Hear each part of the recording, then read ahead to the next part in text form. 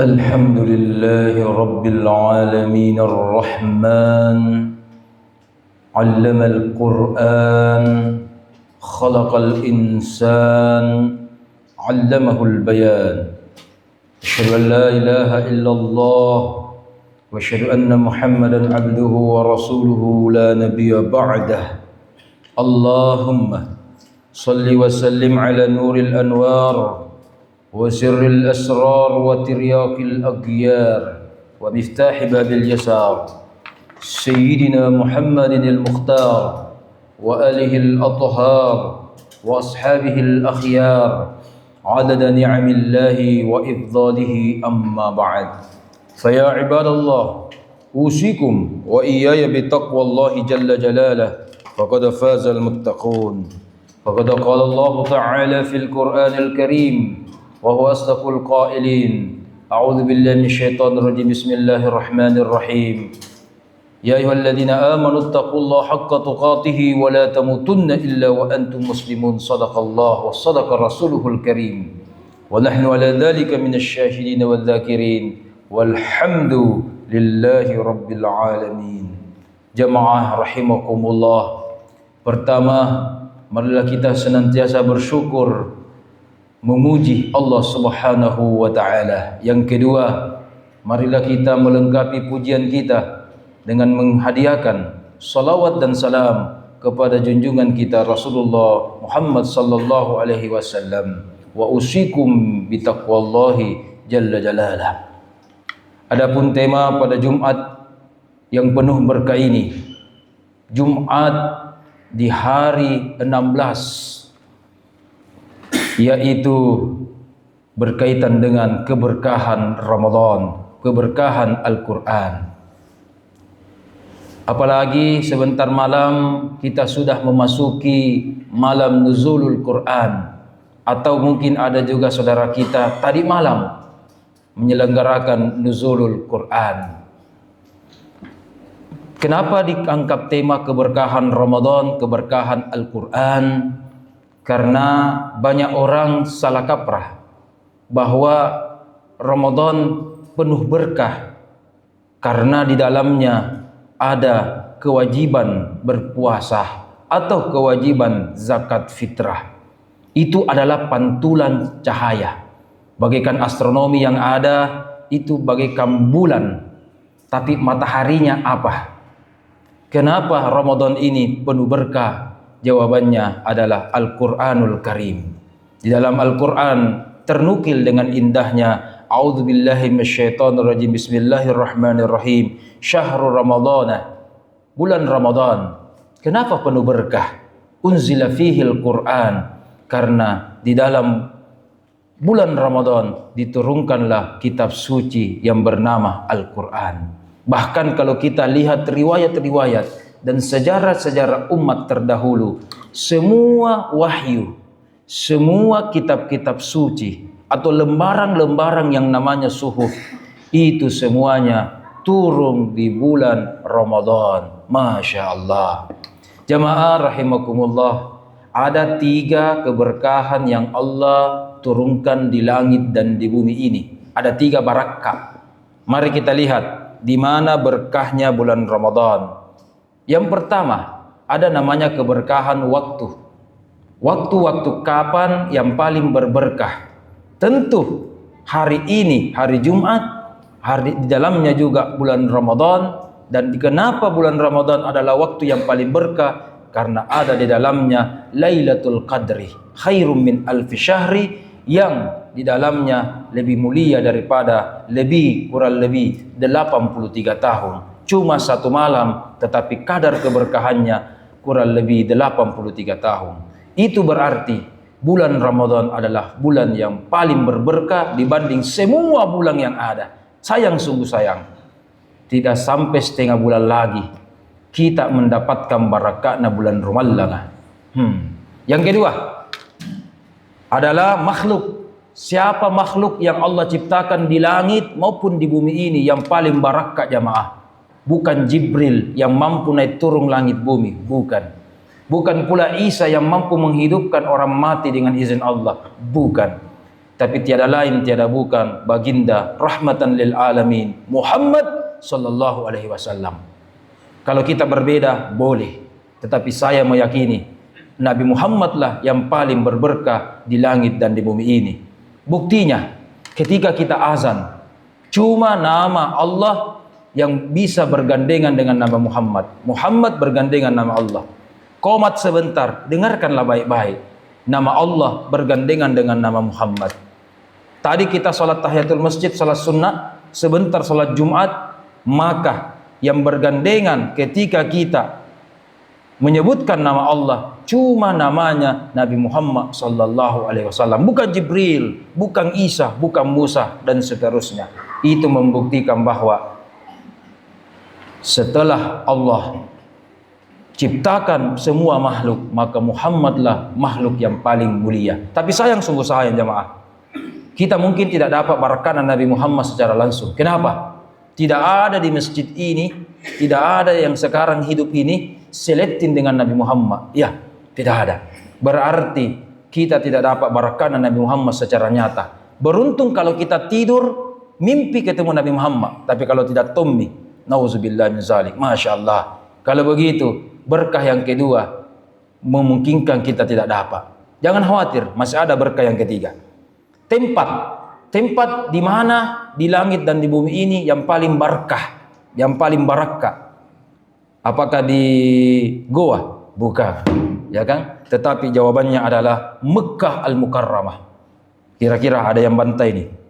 Di dalamnya ada Masjidil Haram. Di dalamnya ada Ka'bah, Baitullah Ka'bah di situ.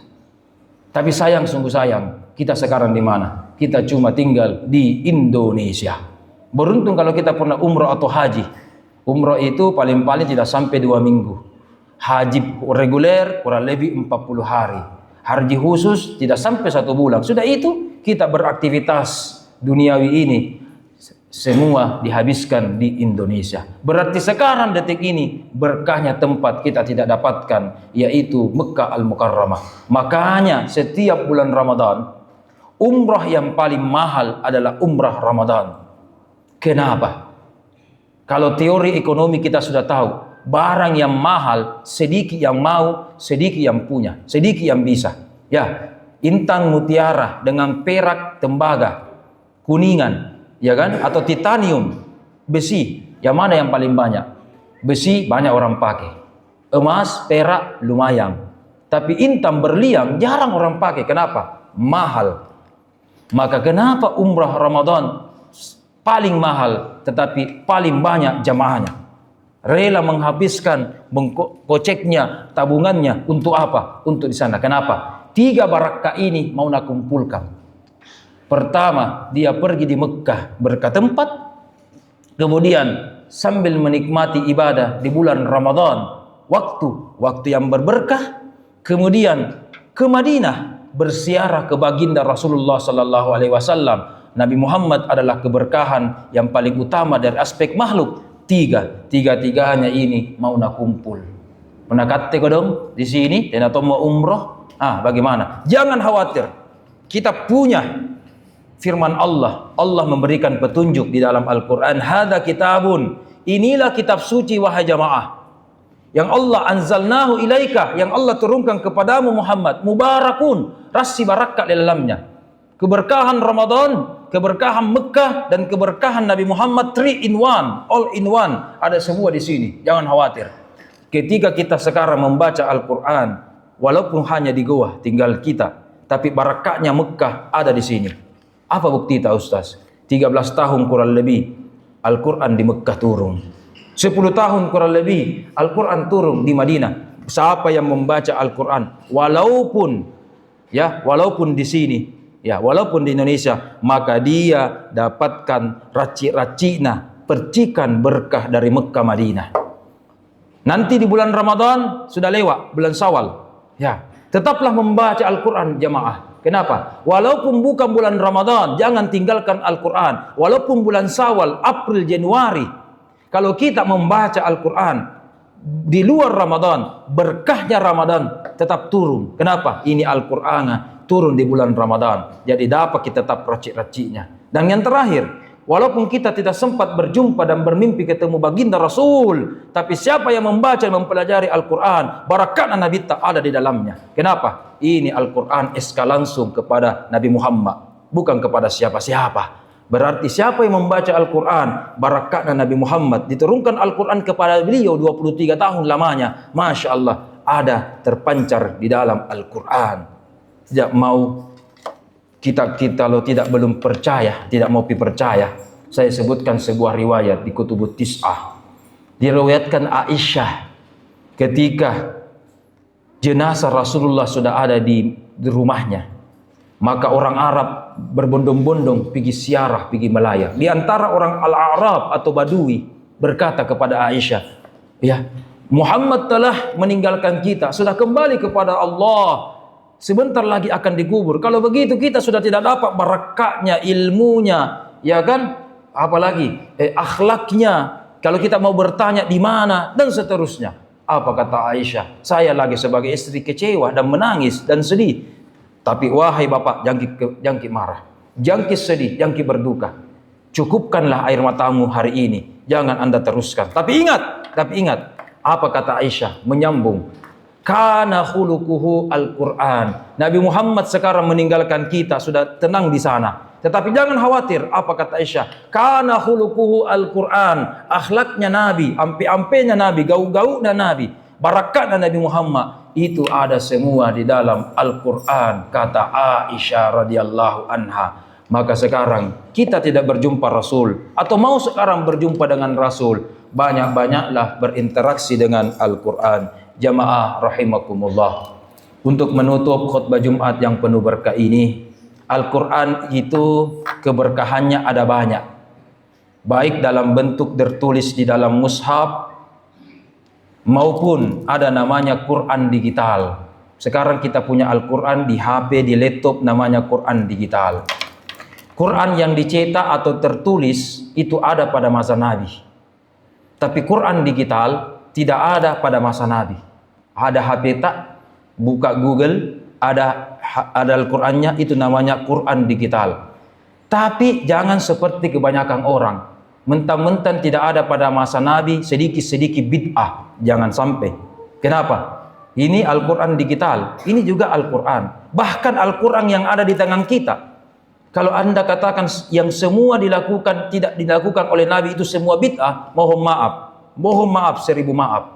Al-Quran yang kita baca mungkin banyak bid'ahnya. Kenapa? Ingat, dulu ketika pertama kali ditulis Al-Quran tulisan tangan, Al-Quran itu tidak ada harakatnya. Ada yang bisa baca tidak ada harakatnya, ya kan? Itu namanya kitab gondol. Kalau kitab gondol banyak orang yang bisa baca, alumni pesantren gampang. Tetapi jangankan tidak ada harakatnya, dulu pada masa Nabi sahabat, Al-Quran bahkan jangankan tidak ada harakatnya, tidak ada titiknya. Bagaimana cara baca? Tidak ada titiknya. Ketika kita baca Bismillah, Bismillah tidak ada titiknya. Kalau satu titiknya di bawah huruf ba, kalau dua bisa ya kan? Karena tidak ada titiknya, kita bisa prediksi. Satu titiknya nah, dua titiknya ta, tiga titiknya fa, ya kan? Kita belum lagi harakatnya, fathah, dhamma, kasrah, sukun, sa'du, dhammatain, kasratain dan seterusnya. Banyak kemungkinan, tapi luar biasa.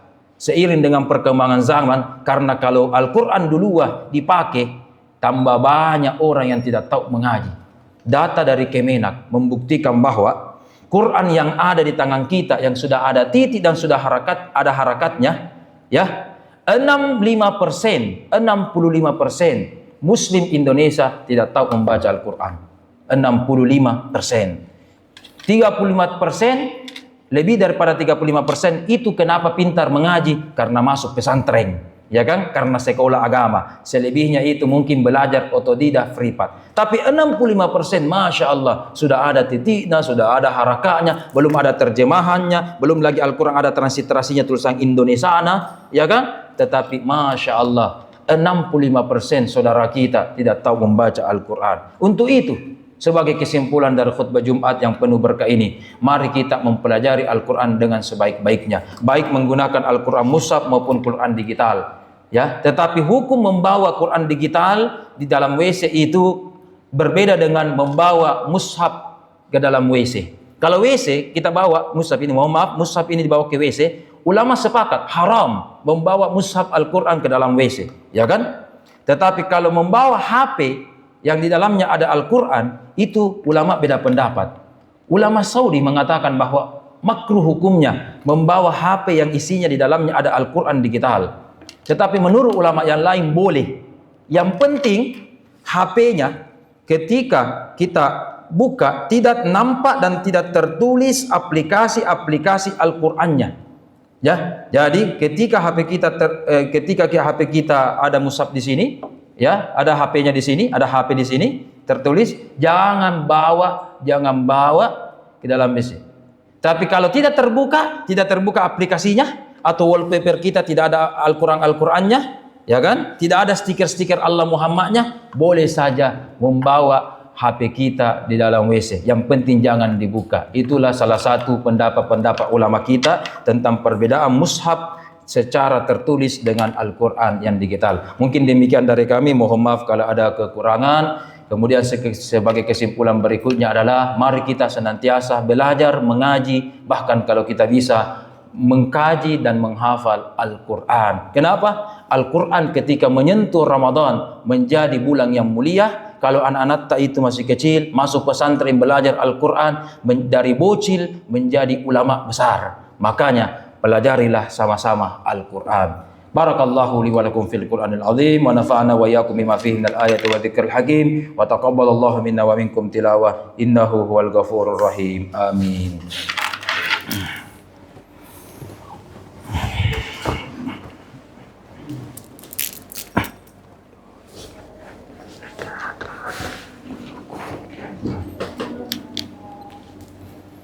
Alhamdulillah rabbil alamin nahmaduhu wa nasta'inuhu wa nastaghfiruhu wa na'udzu billahi min shururi anfusina wa min sayyiati a'malina may yahdihillahu fala mudilla lahu wa may yudlilhu falan tajida lahu waliyyan mursyida asyhadu an la ilaha illallah asyhadu anna muhammadan abduhu wa rasuluhu la nabiyya ba'da Allahumma salli ala sayyidina Muhammadin fil awwalin wal akhirin wa salli ala sayyidina Muhammadin fil mala'il a'la ila yaumiddin amma ba'd fa ya ibadallah usikum wa iyaya bi taqwallah faqad fazal muttaqun faqad qala Allah ta'ala fil Qur'anil karim wa wasdaqal qailin a'udzu billahi minasyaitonir rajim bismillahirrahmanirrahim innallaha wa malaikatahu yusholluna 'alan nabi ya ayyuhalladzina amanu shallu 'alaihi wa sallimu taslima Allahumma salli ala sayyidina Muhammad wa ala khulafa'ir rasyidin Abi Bakar wa Umar wa Utsman wa Ali wa baqiyas sahabah wat tabi'in wa man tabi'ahum bi ihsanin ila yaumiddin اللهم اغفر للمسلمين والمسلمات والمؤمنين والمؤمنات الأحياء منهم والأموات إنك سميع كريم مجيب الدعوات ويا قاضي الحاجات ربنا اغفر لنا ولوالدينا وارحمهم كما ربونا صغارا ربنا آتنا في الدنيا حسنة وفي الآخرة حسنة وقنا عذاب النار آمين عباد الله